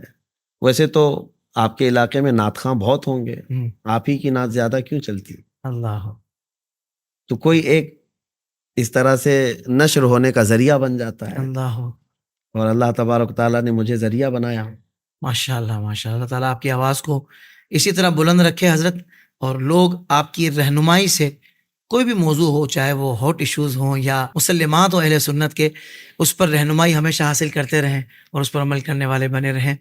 اچھا حضرت، ایک بڑا اہم معاملہ ہے، وہی جو میں ہاٹ ایشوز کی بات کی، اور میں خود ہی سوال اب آپ سے کر رہا ہوں کہ ساری دنیا کے مسلمان اسرائیلی مظالم پر، فلسطین کے حق میں سراپا احتجاج ہے۔ مسلم امہ کا نمائندہ ہونے کی حیثیت سے فلسطین پر آپ کیا موقف پیش فرمائیں گے؟ مسلم امہ کا خادم ہونے کی حیثیت سے صحیح، یہ عرض ضرور کروں گا، یہاں پر بھی غیرت ایمانی ہو۔ صحیح، نبی کریم صلی اللہ تعالیٰ علیہ وسلم کا فرمان عالی شان ہے کہ سارے مومنین ایک جسم کی طرح ہیں، اذا اشتکا عضو تداعی لہ سائر الجسد، ایک عضو کو تکلیف ہو جائے تو پورے جسم میں درد ہوتا ہے۔ صحیح۔ تو آج وہ خطہ جو فلسطین کا ہو، چاہے وہ عراق کا ہو، چاہے شام کا ہو، چاہے یمن کا ہو، جہاں کہیں پر بھی یہ مومنین پریشان حال ہوں گے، اگر ہمارے اندر تکلیف نہیں آئی تو اس کا مطلب ہے کہ پھر ایمان کی کمزوری ہے۔ اللہ، آج سراپا احتجاج اگر ہیں تو یہ بہت خوش آئند بات ہے، اور ہونا بھی یہی چاہیے۔ صحیح، اور میں بھی خادم ہونے کی حیثیت سے یہی کہتا ہوں کہ حضور پاک صلی اللہ تعالیٰ علیہ وسلم کی اس حدیث پر ہمیں یقین ہے، میرے آقا نے فرمایا لا تزال عصابۃ من امتی یقاتلون علی ابواب دمشق وما حولها وعلی ابواب بیت المقدس۔ حضور پاک صلی اللہ علیہ وسلم فرماتے ہیں میری امت کی ایک جماعت دمشق کے دروازوں کے ارد گرد اور بیت المقدس کے ارد گرد قیامت تک لڑتی رہے گی، اللہ اکبر، ظاہرین علی الحق۔ اور پھر حدیث پاک کی الفاظ بھی ہیں لا یضرهم خذلان من خذلهم الی ان تقوم الساعہ۔ حضور پاک صلی اللہ علیہ وسلم نے فرمایا دوسروں کے برا چاہنے سے ان کا کچھ نہیں ہوگا۔ اب یہاں پر میں نے ابھی اپنے چند دنوں پہلے کے ایک بیان میں بھی کہا تھا کہ جب یہ لفظ ہے کہ دوسروں کے برا چاہنے سے ان کا کچھ ہوگا نہیں، تو آج حالات تو دکھ رہے ہیں کہ ان کا تو بہت کچھ خراب ہوا ہے، ٹکڑے ہو گئے، ان کی موتیں ہو رہی ہیں، کثرت سے گھر اڑا دیے گئے، اتنا برا ہو گیا ہے۔ پھر حدیث کے یہ الفاظ، جی، سچی بات یہ ہے کہ آپ پریکٹیکلی جا کر کے بھی ان کو دیکھیں، یا جس طرح میں نے دیکھا ہے قریب سے، گھر ٹوٹ جانا، جان کا چلا جانا، یا پھر یہ سب کے ختم ہو جانا، یہ ایک چھوٹی مصیبت ہے۔ ایمان چلا گیا تو یہ سب سے بڑی مصیبت ہے. اللہ اور میں نے وہاں کے چھوٹے سے چھوٹے بچے کے اندر بھی ایمان مضبوط دیکھا. اللہ اکبر. تو یہی ہے کہ ان کے بارے میں کہا گیا ہے کہ دوسروں کے برا چاہنے سے ان کا کچھ نہیں ہوگا. اللہ آپ یقین کریں کہ کسی کا گھر سامنے اڑا دیا گیا ہو اور ان سے آ کر کے کوئی انٹرویو لے رہا ہو تو وہ یہ ہنس کر کے کہتا ہو اللہ نے دیا تھا پھر دے گا اللہ تعالیٰ. اللہ. یہ ایک ایمانی جو یہ استقامت ہے. یہ حضرت ایک جملہ کسی کے لبوں سے میں نے وہاں نہیں سنا کہ جس نے کہا ہو کہ بھائی میرے ساتھ یہ مطلب برا ہوگی، کوئی شکوہ نظر نہیں اس آیا. کے علاوہ یہ بھی تو خبر سنی ہوگی نا آپ نے کہ 24 گھنٹے کا الٹیمیٹم ان کو دیا گیا تھا کہ 10 لاکھ لوگ خالی کریں. کہاں ہیں؟ کتنے لوگوں نے خالی کیا؟ اللہ اللہ. جہاں روز رات کو بم برس رہے ہوں اس جگہ کون رات کو چین سے سوتا ہے؟ اس کو تو چاہیے کہ بھاگ کر چلا جائے، لیکن وہ وہیں ڈٹے ہوئے ہیں، جمے ہوئے ہیں. یہی ان کے ایمان کی استقامت کی علامت ہے. اللہ اکبر کبیر. اور ہم ان کے ایمان کی استقامت کی مزید دعا کرتے ہیں اور ہم سراپا احتجاج ہیں. اور ظالموں کے خلاف مذمت کرنے میں ہمیں کوئی بھی ذرا برابر بھی خوف نہیں ہے، ڈر نہیں ہے. جہاں ہزاروں کی تعداد میں بچے مر گئے، ان سویلینز کا کیا قصور ہے جو مارے جا رہے ہیں؟ تو یہ تمام چیزوں کی میں سخت ترین مذمت کرتا ہوں. اور پھر میں کے قانون بھی یہ بھول چکے ہیں جی. لیکن یہاں ساتھ میں امت مسلمہ کو پھر میں یہ کہنا چاہتا ہوں کہ غیرت ایمانی بیدار کرو. پڑوس میں اگر آگ لگی ہے تو یہ مت سمجھنا کہ تمہارا گھر محفوظ ہے، اس کی چنگاریاں تمہارے گھر کو بھی آ سکتی ہیں، جلا سکتی ہیں. اللہ اکبر. بیداری پیدا کرو. اللہ تعالیٰ سے دعا اللہ تعالیٰ فلسطین کے مسلمانوں پر خاص رحم فرمائے، ان کی غیب سے مدد فرمائے، ان کی حفاظت فرمائے، اور جو ان پر ظلم کر رہے ہیں اللہ تعالیٰ ان کو نیست و نابود فرمائے. آمین. حضرت دوبارہ میں چاہ رہا تھا کہ آپ کے حوالے سے ہی کچھ باتیں جاننا چاہ رہے تھے کہ آپ کے مرشد گرامی تو حضور تاج الشریعہ ہیں.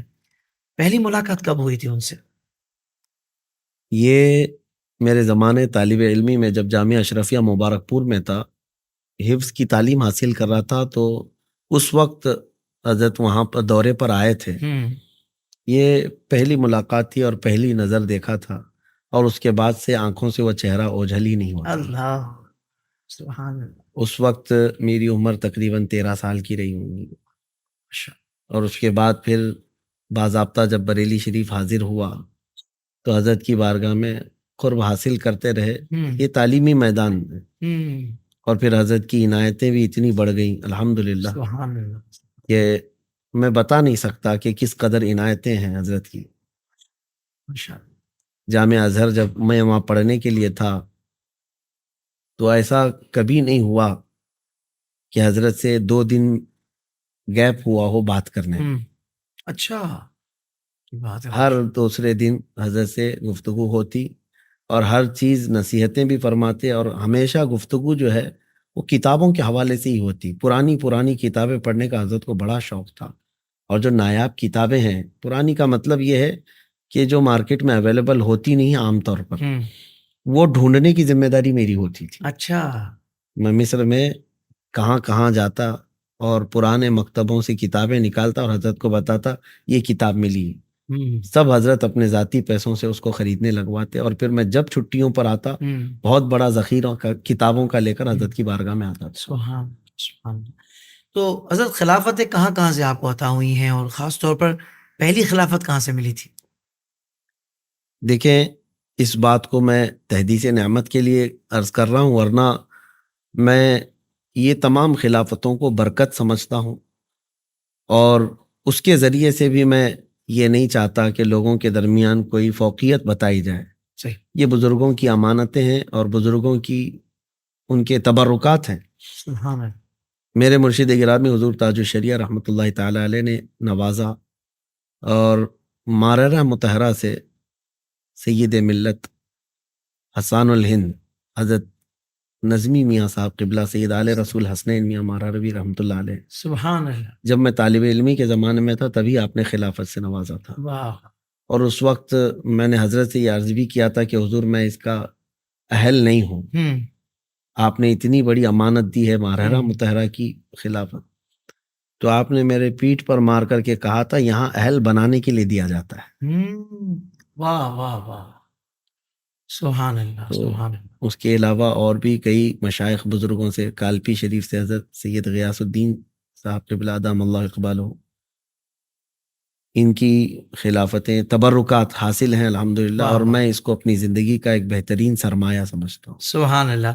حضور تاج الشریعہ کی صحبت میں جو وقت گزرا، مطلب کچھ خاص باتیں ہوتی ہیں کہ جو مطلب انفرادی طور پر ہی بندہ دیکھتا ہے، اس صحبت میں ہی دیکھتا ہے، تو میں چاہوں گا کہ اتنی بڑی ہستی کے ساتھ آپ نے وقت گزارا، کچھ خاص باتیں اگر ہمارے ناظرین سے آپ شیئر کرنا چاہیں۔ خاص طور پر حضرت کا جو تقویٰ تھا وہ میں نے بہت قریب سے دیکھا کہ اس زمانے میں ہم حضرت کے پاس موجود رہے جب حضرت کی ظاہری بصارت نہیں تھی، آنکھوں سے صحیح۔ دیکھتے نہیں تھے، لیکن میں نے یہ محسوس کیا ہے، بہت جگہوں پر دیکھا لیکن حضرت کو قریب سے دیکھا، وہ ظاہر میں بھی ویسے ہی متقی تھے، باطن میں بھی ویسے ہی تھے۔ سبحان اللہ، سبحان اللہ۔ وہ ان کا تقویٰ اس طرح کا تھا کہ ایسا نہیں ہے کہ گھر کے اندر مخصوص لوگ بیٹھے ہوں، نجی محفل چل رہی ہو تو کچھ اور باتیں نکل جاتی ہیں، کبھی بھی نہیں دیکھا گیا۔ جو شریعت کے متعلق آپ کی سختیاں تھیں، پابندیاں تھیں، وہ گھر کے اندر بھی اسی طرح سے تھی۔ صحیح۔ گھر کے اندر نمازوں کی پابندی کا بھی حضرت کے میں نے بہت قریب سے دیکھا، اور آخری وقت تک حضرت کھڑے ہو کر نماز پڑھتے رہے۔ اللہ اللہ۔ اور الحمدللہ یہ ساری چیزیں جو ہے، اس لیے میں عرض کر رہا ہوں، ایک مرتبہ ایسا ہوا کہ حضرت حجرے میں تھے، لوگ ملاقات کے لیے بہت سارے آئے ہوئے تھے، تو ملتے رہتے، تانتا لگا رہتا تھا اور سب چلے گئے، تو حضرت کو اپنا لباس بدلنا تھا، صرف اپنا کرتا بدلنا تھا، اور حضرت کسی کے سامنے کپڑے نہیں بدلتے، لوگوں کو خالی کرنے کا حکم دیا گیا، تو سب چلے گئے اور میں کونے میں چھپ کر کے کھڑا تھا۔ حضرت بس یہ ہے کہ حضرت سے مجھے تھوڑی دیر کے لیے بھی دور جانا اچھا نہیں لگتا، اللہ۔ تو میں کھڑا رہ گیا، اور اس کے بعد حضرت کے پاس جو کپڑا تھا اٹھائے، پھر اپنا جبہ اتار رہے تھے، پھر رک گئے، پھر اتار رہے تھے، پھر رک گئے۔ تھوڑی دیر کے بعد حضرت نے وہیں پر پلنگ پر بیٹھ کر کے کہا، کوئی اور ہے کمرے کے اندر؟ اللہ اکبر۔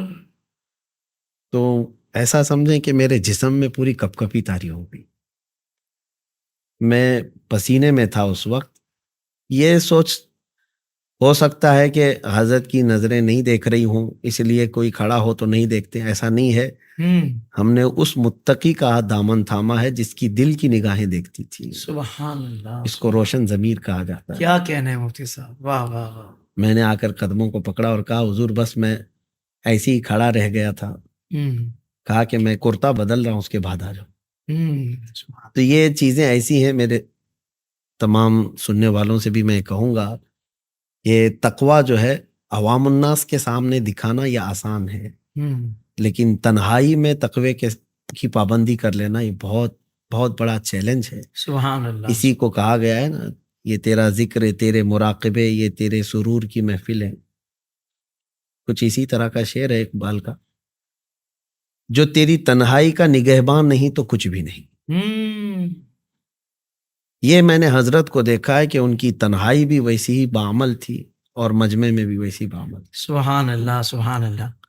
اچھا حضرت، ویسے ضمناً کپڑوں کا آپ نے تذکرہ کیا ہے، تو آپ کی ڈریسنگ بڑی منفرد ہوتی ہے، زرق برق بھی تھوڑی سی ہوتی ہے، پھر امامہ شریف بھی آپ کا ایک بہت ہی الگ عمدہ دکھ رہا ہوتا ہے ماشاءاللہ۔ تو ویسے لگتا ہے کہ فائنینشلی بہت آپ ویل سیٹ ہیں، تو حضرت کوئی خاص وجہ ہے خاص مطلب لباس کی؟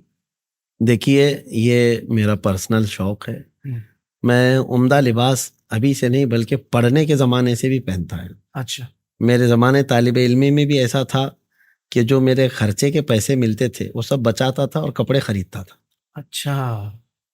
یہ ہمارے سب ساتھیوں کو بھی معلوم ہے، نئے نئے کپڑے خرید کر کے پہننا ایک شوق تھا، اور اس لیے بھی بعد میں جب اس منصب پر آئے، امامت کرنے لگے، خطابت کرنے لگے، تو ہمیشہ اس بات کا احساس ہوتا ہے کہ لوگوں کی نظروں میں کسی چیز کا ہلکا پن نہ ہے، اس چیز کو مینٹین کر کے چلتے ہیں تاکہ دین کی امیج ان کے نظروں میں، ان کے دماغ میں ایسی بیٹھے کہ ہمارے علماء بھی جو ہیں الحمدللہ وہ ہمارے ایسے نہیں ہیں کہ لوگ دیکھ کر کے ان کا مذاق اڑا سکے۔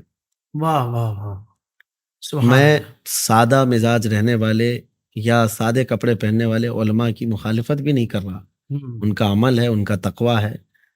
لیکن بہت سارے لوگ اس سلسلے کو لے کر کے سوشل میڈیا پہ بھی کچھ نہ کچھ باتیں کرتے رہتے ہیں. پہلی بات تو یہ ہے کہ میں ان کے کپڑے نہیں پہنتا، میں اپنے ہی پہنتا ہوں. کیا کہنے ہیں، کیا کہنے ہیں، سبحان اللہ، اور مجھے اتنا پہننے کا حق شریعت نے دیا ہے. سبحان اللہ. نبی پاک صلی اللہ تعالیٰ علیہ وسلم کے متعلق بھی ہے، سیرت میں ہے کہ جب کوئی وفد آپ سے ملاقات کرنے کے لیے آتا تو حضور پاک صلی اللہ علیہ وسلم کے پاس سرخ دھاری دار ایک جبہ تھا، وہ آپ زیب تن کر کے آتے تھے تو صحابہ کہتے ہیں ایسا حضور پاک صلی اللہ علیہ وسلم لگتے جیسے حسین گلاب کھلا ہوا. سبحان اللہ، سبحان اللہ. تو یہ بھی ہے، نبی پاک صلی اللہ تعالیٰ علیہ وسلم نے عمدہ لباس پہننے کا فرمایا ہے. اور محدث اعظم پاکستان علیہ الرحمہ کا ایک قول ہمیں ملا تھا، آپ نے فرمایا تھا کہ علماء کو چاہیے کہ مہنگی جوتیاں پہنے، اچھی جوتیاں پہنے. شاگردوں نے پوچھا ایسا کیوں ہے؟ کہا کہ تاکہ دنیا داروں کی نظریں خالی علماء کی جوتیوں پہ رہے. کیا بات ہے، واہ واہ واہ، سبحان اللہ.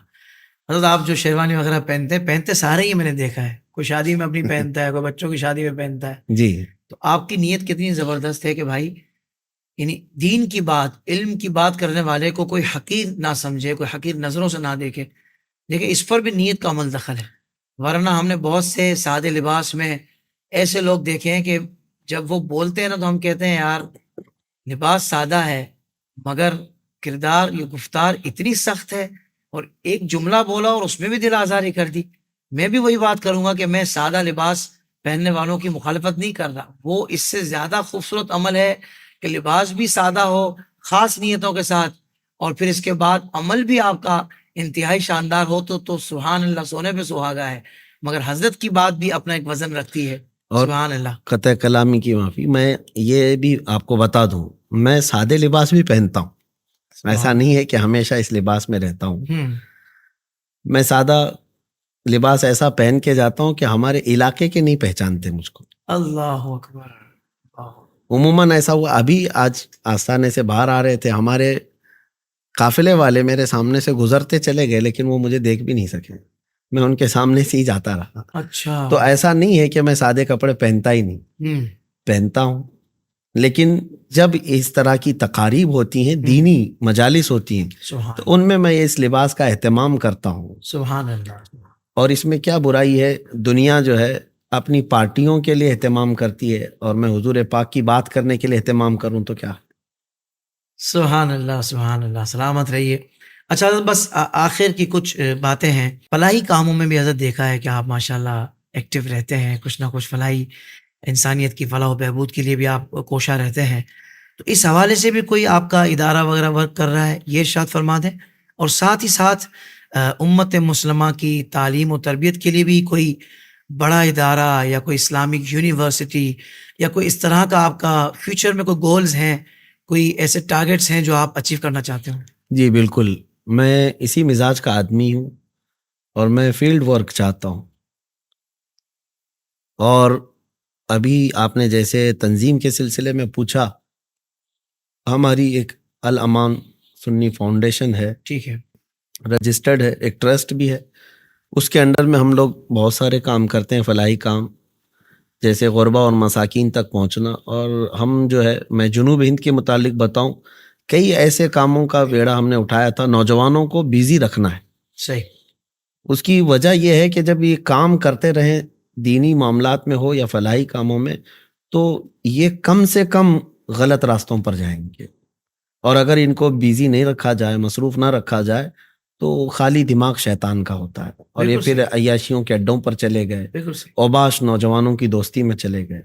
تو ان کو مصروف رکھنے کے لیے ہم نے کئی ایکٹیویٹیز کی. جیسے مثال کے طور پر آپ کو بتاؤں کہ نوجوانوں کو ہم نے ایک مرتبہ یہ کہا تھا کہ جہاں کہیں بھی شادی ہو، ولیمہ ہو، جو بھی تقریب ہو رہی ہو اپنے اہل سنت و جماعت کے، تو وہاں پر ہمارے نوجوانوں کی ایک ٹیم سے ہم نے کہا تھا کہ ان کے پاس جاؤ، بہت سارا کھانا آپ یوں ہی شادیوں میں پھینک دیتے ہیں، کچھ چاول جو ہے آپ ہمارے جھولی میں ڈال دیا کرو. اور وہ جمع کرتے رہے، لوگ جمع کرتے رہے ہر جگہ سے. تقریباً 2000 کلو کا چاول جو ہے خالی یہ 12 ربیع الاول تک غربا اور مساکین کو دیہاتوں میں جا کر تقسیم کرتے ہیں. ماشاءاللہ، بہت کمال. تو یہ جنوب ہند میں بتا رہا ہوں، اپنے کرناٹک میں یہ کام ہوتے ہیں. اور جیسے لوگ دوائیاں کھا کر چھوڑ دیتے ہیں، وہ آدھی دوائیاں لا کر کے ہمارے پاس جمع کرتے ہیں، اچھا، اور پھر اس کو ریپلیس کر کے ہم جو ہے جو ضرورت مند ہے ان تک پہنچاتے ہیں۔ ماشاء کچھ نوجوان خون دینے کے کام میں مصروف رہے، اور کچھ جو ہے کپڑے تقسیم کرنے کے اس میں رہے۔ یہ ساری چیزیں ایکٹیویٹیز اسی لیے ہم کرواتے رہے نوجوانوں کو کہ ان کو مصروف رکھنا بہت ساری برائیوں سے چھوڑنے کا سبب بنے، بہت کمال، بہت ساری برائیوں قابل سے تقلید چھوڑنے۔ ہے حضرت یہ عمل آپ کا۔ اور پھر اس کے علاوہ آپ دیکھیں ان کو بہت سارے لوگ یہ پوچھتے بھی ہیں کہ یہ نشہ سے ان کو کیسے آزاد کرایا جائے، ان کو بد کرداری سے دور لایا جائے۔ اس کا حل صرف اتنا ہی ہے، کسی بندے کے ہاتھ میں گندے پانی کا گلاس ہے اور آپ اس کو 100 بار بولتے رہے بیٹا یہ مت پینا مت پینا، اس کو جب زیادہ شدت کی پیاس لگے گی اور آپ کو نہیں دیکھے گا اٹھا کے پی لے گا۔ 100 مرتبہ وہ کہنے سے بہتر ہے کہ آپ ایک اچھے پانی کا گلاس اس کو دے دیں اور اس کا وہ برا پانی کا گلاس لے لیں اور کہیں یہ مت پیو یہ پی لو۔ سبحان اللہ، سبحان اللہ۔ تو ہم نے اس مشن پر کام کرنے کی کوشش کی۔ بہت سارے لوگ اس طرح کے عام کاموں میں مصروف رہے یا غلط راستے پر رہے، تو ہم نے ان کو وہاں سے ہٹا کر کے کہا کہ ان کاموں میں اپنا وقت لگاؤ۔ واہ واہ واہ واہ۔ اور وہ نوجوان الحمدللہ ایسے ہیں، سینکڑوں کی تعداد میں آج ہیں، جنہوں نے اپنی پرانی ان تمام چیزوں سے توبہ کیا اور یہ ایکٹیویٹیز میں لگے ہوئے ہیں الحمدللہ۔ سبحان اللہ۔ بہت ایسے ہیں جو فجر کی نماز کے ایسے پابند ہیں کہ وہ پورے لوگوں کو جگاتے بھی ہیں اللہ، الحمدللہ۔ ماشاء اللہ، تو یہ اس مشن کو لے کر کے الامان فاؤنڈیشن سے ہم چل رہے ہیں، اور جہاں تک ادارے کی بات ہے وہ ہمارا گول ہے، ہمارا خواب ہے، اللہ اس کو پائے تکمیل تک پہنچائے۔ ہم صرف ایک جگہ نہیں بلکہ ہر شہر میں یہ چاہتے ہیں کہ ایسا ایک ادارہ قائم ہو جہاں پر ہمارے بچے دینی اور دنیاوی دونوں تعلیم حاصل کر کے فارغ ہو سکیں اور شانہ بشانہ دنیا کے چل سکیں۔ جو ہمارا عروج و ارتقا تھا زمانے قدیم میں اس کو واپس لایا جائے۔ کیا کہنے، واہ واہ۔ اس کو واپس لانے کا ایک سبب یہ ایک ذریعہ یہی ہے جو ماررہ مطہرہ کی حضور سیدی امین ملت کی آواز ہے، آدھی روٹی کھائیں گے بچوں کو پڑھائیں گے۔ بہت اچھا۔ میں یہ چاہتا ہوں کہ ہر شہر میں ہم اسکول قائم کریں یا دینی تعلیم کے ساتھ قائم کریں۔ اللہ تبارک و تعالیٰ مسبب الاسباب، اسباب پیدا فرمائے۔ حضرت آپ نے گفتگو کے دوران یہ ارشاد فرمایا کہ بھائی ایک گندے پانی کا گلاس رکھا ہوا ہے اور ہم یہ کہہ رہے کہ یہ نہ پیو یہ نہ پیو، تو ان کے سامنے صاف پانی کا گلاس رکھ دیا جائے، کہا جائے کہ یہ پی لو۔ تو حضرت ہم نے بھی سوشل میڈیا پہ یہی کوشش کی کہ ہمارے بڑوں نے وہ کوشش کرتے رہے اور کر رہے ہیں کہ بھائی یہ فحش جو مواد ہے یا برا مواد ہے، یہ جو بدعقیدگی والا کانٹینٹ ہے وہ نہ دیکھیں۔ بالکل، مگر ظاہر بات ہے کہ وہ سامنے آتا رہتا ہے اور لوگ بعض اوقات دیکھ لیتے ہیں۔ تو ہم نے اسلامک ڈیجیٹل اسٹوڈیو نے کوشش کی کہ صحیح کانٹینٹ، اسلامی جو صحیح تعلیمات ہیں اس کو بہت اچھے انداز میں، پروفیشنل انداز میں، اچھی کوالٹی کے ساتھ اور جدید تقاضوں کو سامنے رکھ کر شریعت کے دائرے میں رہتے ہوئے پوری دنیا تک پہنچایا جائے۔ تو حضرت دنیا بھر کے دیگر ممالک کے ساتھ ساتھ ہندوستان میں بھی اسلامک ڈیجیٹل اسٹوڈیو کے نشریات کو دیکھا جاتا ہے۔ آپ اس کام کو کس نظر سے دیکھتے ہیں؟ دیکھیے بات وہی ہے، آپ جس مشن کو لے کر چل رہے ہیں میں آپ کی تائید کرتا ہوں اور بہت آپ کو اس کی مبارکبادی بھی پیش کرتا ہوں۔ مثال کے طور پر 1 گھنٹے کی آپ نے گفتگو کی ہو یا اس سے قبل بھی بڑے اکابر علماء سے آپ نے گفتگو کی ہے، اور بھی دیگر آپ کے جو بھی پروگرام آپ نشر کر رہے ہیں، جس کے پاس بھی یہ جاتا ہے سوشل میڈیا پہ، اگر وہ نوجوان دیکھتا ہے، اور ظاہر سی بات ہے دیکھ رہے ہیں تبھی تو آپ کے پاس موجود ہے، سارا ریکارڈ بھی موجود ہوگا، تو اتنا تو یقین ہے کہ جتنی دیر وہ دیکھ رہا ہے غلط کام سے بچا ہوا ہے، اللہ، دیگر کسی سبحان اللہ، واہیات کو استعمال کرنے سے اور خرافات میں جانے سے یہ بچا ہوا ہے۔ اور یہ کام میں سمجھتا ہوں کہ سوشل میڈیا پر اس قدر ہم لوگوں کو کام کرنے کی ضرورت ہے، سنیت کو پھیلانے کے لیے، عشق رسول کو پھیلانے کے لیے، کہ جس طرح سے یہ گندا مواد ریلیٹڈ ویڈیوز میں آتا ہے یہ اتنا کم ہو جائے کہ ریلیٹڈ ویڈیوز میں ہمارے نوجوانوں کے پاس سارا کا سارا مواد عشق رسول کا آنے لگ جائے۔ اللہ، اتنے کام کی ضرورت سبحان ہے، اللہ، سبحان اور یہ ہوگا انشاءاللہ۔ جزاک اللہ خیر حضرت، میری یہ خواہش رہے گی کہ آگے بھی آپ ہمارے ادارے اسلامک ڈیجیٹل اسٹوڈیو کو مختلف مواقع پر مختلف ٹاپکس پر کانٹینٹ دیتے رہیں، یعنی ہم آپ کی ریکارڈنگ سے ہمارے ناظرین استفادہ کرتے رہیں۔ تو میں امید کرتا ہوں انشاءاللہ کہ آگے بھی ہمیں آپ کانٹینٹ دیتے رہیں گے انشاءاللہ۔ ضرور آپ کا یہ پلیٹ فارم اور یہ میدان اللہ سلامت رکھے۔ مجھے بڑی خوشی ہے کہ آپ جس طرح سے علماء اسلام کا احترام کرتے ہیں اور ان کی باتیں پہنچانے کے لیے آپ ذریعہ بنتے ہیں، یہ بھی آپ کی ایک بہت بڑی خدمت ہے۔ اور میں تو ایک چھوٹا آدمی ہوں، اور اس پوری فہرست میں آپ کے پوڈ کاسٹ میں جتنے علماء آئے ہوں گے اس میں سب سے چھوٹا آدمی ہوں گا اور کمزور آدمی ہوں، لیکن آپ کی محبتیں اور آپ کی شفقتیں دیکھ کر مجھے بڑی خوشی حاصل ہوئی ہے۔ اللہ اور پھر وہی میں جملہ دہراتا ہوں کہ سارے مومنین ایک جسم کی طرح ہیں۔ سبحان اللہ، خطہ اور علاقہ معنی نہیں رکھتا، کیا بات، ایمان کی سلامتی ہو تو ہر جگہ جو ہے یہ تار جڑ جاتے ہیں۔ کیا کہنے، سبحان اللہ، سبحان اللہ کریم آپ کو سلامت رکھے۔ آمین۔ آپ کی آواز کو اللہ تعالیٰ نے اپنے حبیب کی محبت کے لیے اور مدح سرائی کے لیے چنا ہے، مولا اسی کام کے لیے آخری سانس تک برقرار رکھے۔ آمین، اللہم آمین۔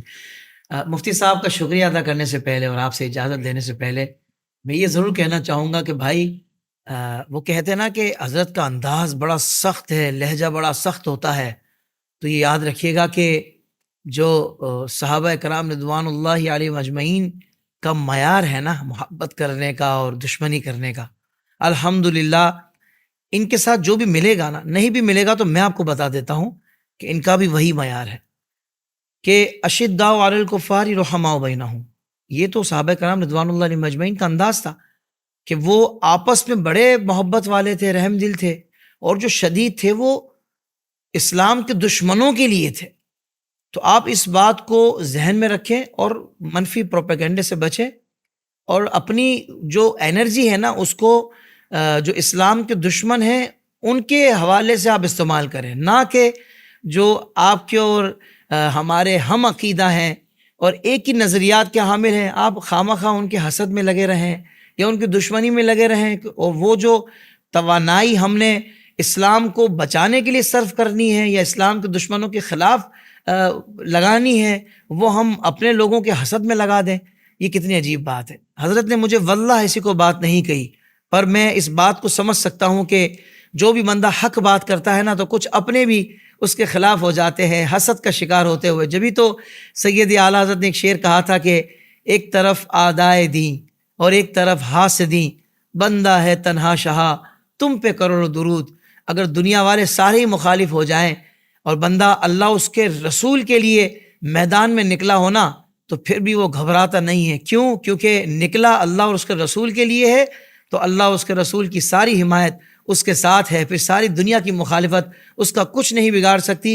میری یہ دعا ہے، بلکہ میں کہوں گا ایک مرتبہ حضرت کے قریب ہو کر دیکھیے گا، پھر آپ کو اندازہ ہوگا کہ یہ کتنے پولائٹ ہیں، کتنے زیادہ با اخلاق ہیں، با کردار ہیں، اور پیارے آقا صلی اللہ علیہ وسلم کی سیرت طیبہ کے جو مختلف پہلو ہیں آپ کے ساتھ، آپ جب مفتی صاحب کے ساتھ آپ ملیں گے تو آپ ان کو پیارے آقا صلی اللہ علیہ وسلم کا ایک پیارا غلام پائیں گے۔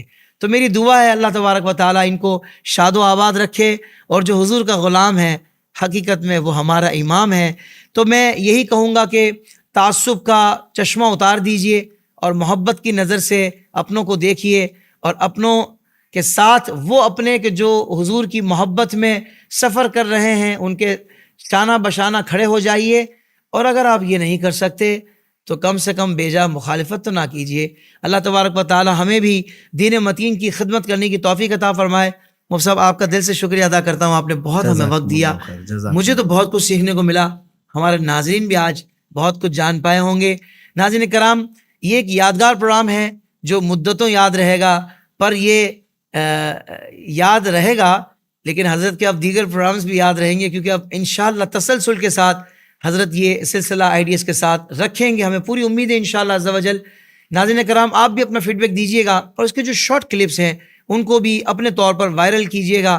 کیا پتہ کسی آپ اپنے ایک عزیز کو یا دوست احباب کو یہ کلپ شیئر کریں، جس سے اس کو بہترین رہنمائی مل جائے اور اس کا دل مثبت طور پر تبدیل ہو جائے، اور وہ اللہ اس کے رسول کی طرف مائل ہو جائے، پریکٹیکل ہو جائے، تو انشاءاللہ آپ کی اور ہماری آخرت کے لیے بھی یہ کافی ہوگا۔ اللہ تبارک و تعالی ہم سب کا حامی و ناصر ہو۔ آپ کا بھی شکریہ۔ السلام علیکم ورحمۃ اللہ وبرکاتہ۔ کلامی کے لیے معافی۔ میں آخر میں اس بات کی وضاحت بھی کر دوں کہ آپ کے ساتھ گفتگو کیے ہیں، اور یہ ساری چیزیں جب نشر ہوں گی تو میرے ملک سے یا آپ کے ملک سے یا دیگر جگہ بیٹھے ہوئے لوگوں کو یہ شاید ہو سکتا ہے ذہن میں آئے آپ ہمارے ہاں آئے کہ ہم آپ کے ہاں گئے. یہ تشویش تو رہے گی. آپ ہندوستان آئے ہیں یا میں پاکستان گیا ہوں.